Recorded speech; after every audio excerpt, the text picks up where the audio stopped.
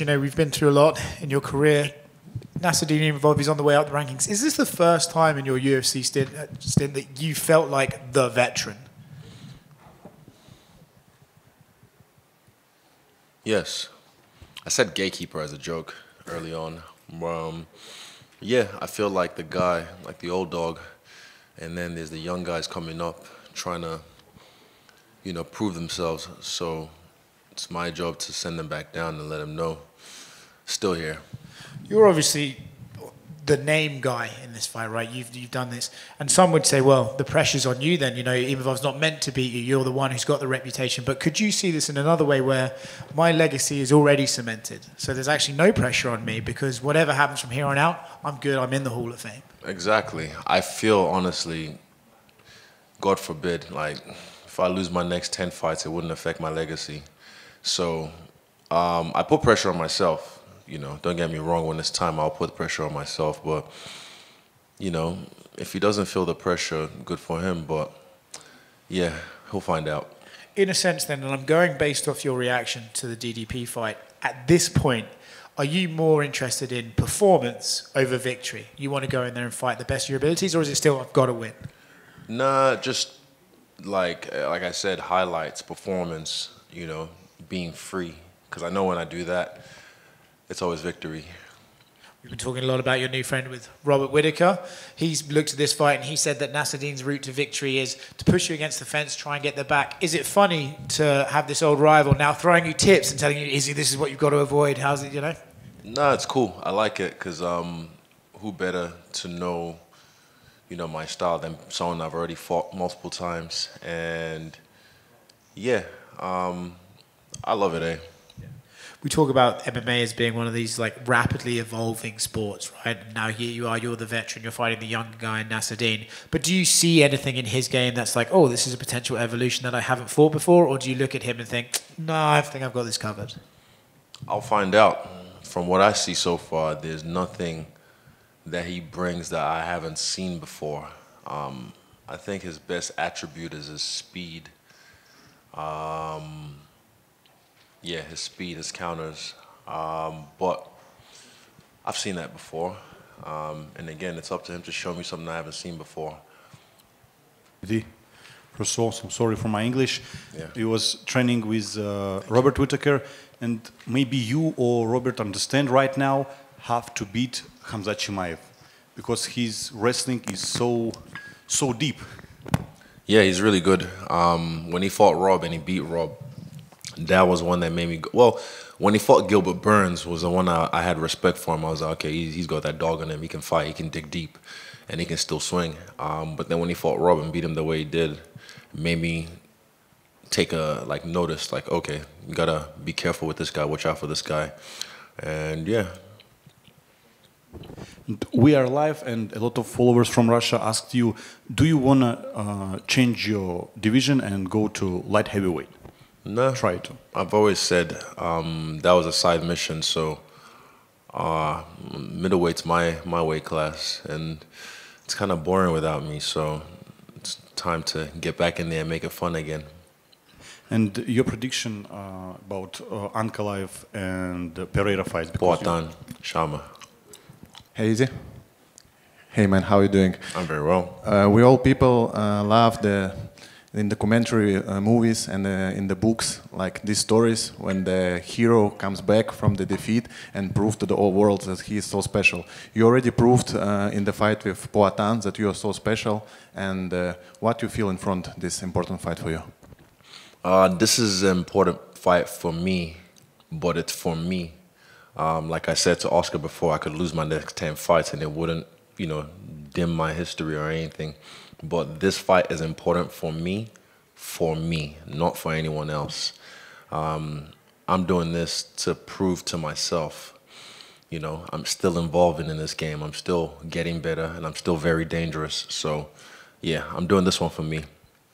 There are a lot of champions in this world, but so less legends. What's the difference between the champion and the legend?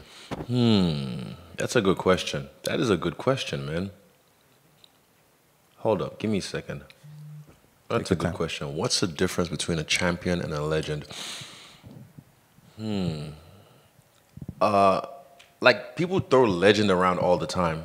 You know, you're a legend. Yeah, legend, legend. I always just tell them one day, because I understand what I've done in this game, but I'm still in it. So, yeah, I say one day I will be a legend. But to be a legend, what do you have to do? I think champion definitely isn't just defined by the belt.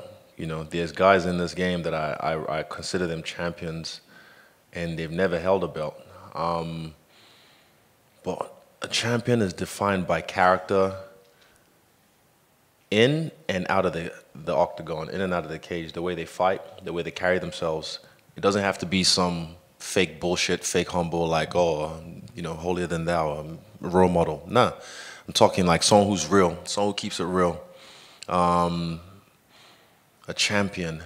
A legend goes beyond that. I'd say a legend in the game has to do with longevity. I'd say longevity or impact. What kind of impact have you had on the game?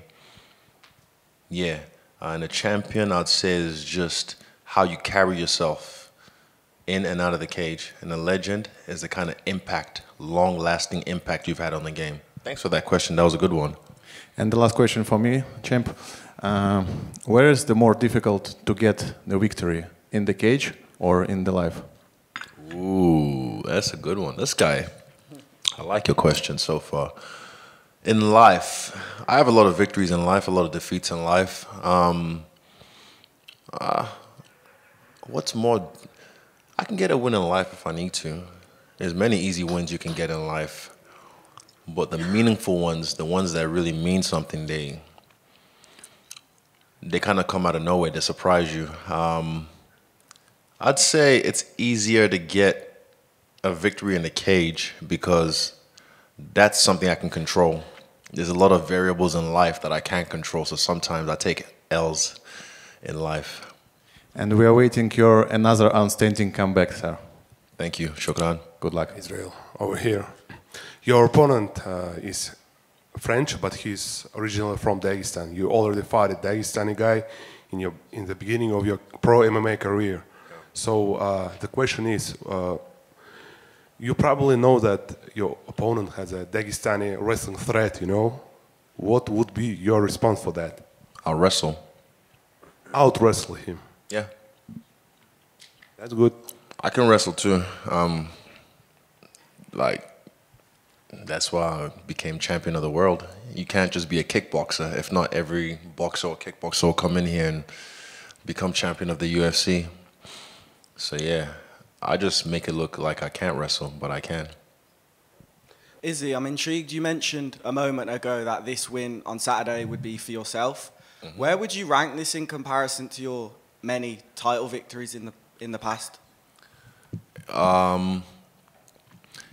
Just because there's not a belt on the line, I don't want to diminish this fight like it's not important. This is still an important fight for me. And again, I'm saying I'm doing this for myself. I'm kind of being selfish. Like, I fight for myself, I fight for my team, my family, and my real fans. But this one, I'm putting myself first. I'm trying to do this one for myself. So it's really important to me. But you might have to ask me after the fight or after the victory, and I'll be able to tell you.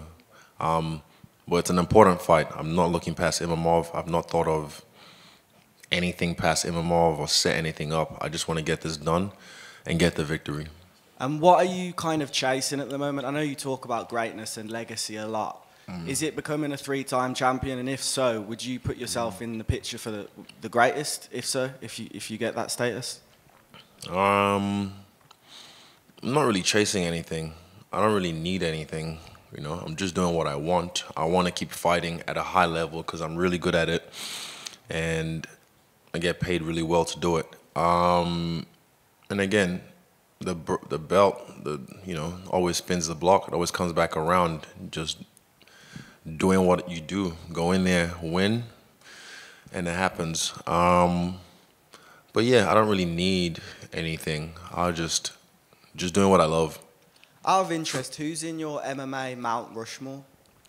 Someone asked me that. I think it was Oscar. Did you ask me? No. Someone else asked me that this week. Mount Rushmore, I'll give you, again, Demetrius, Anderson, Silva, John Jones. I'd say Conor because of the impact he had in the game. And I want to put GSP up there as well, just because of the champion he was in and out of the octagon.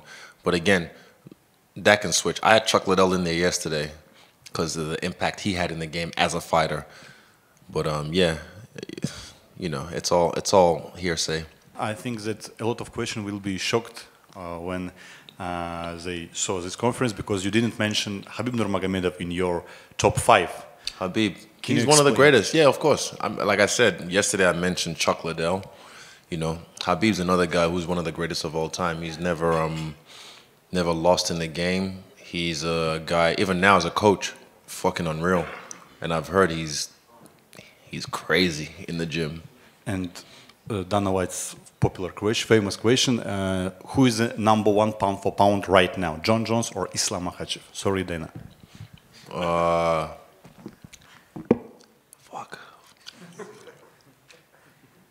John Jones walks out of the room. I don't know. Yeah, I think John Jones is the guy, because again, longevity. What I'm saying, longevity.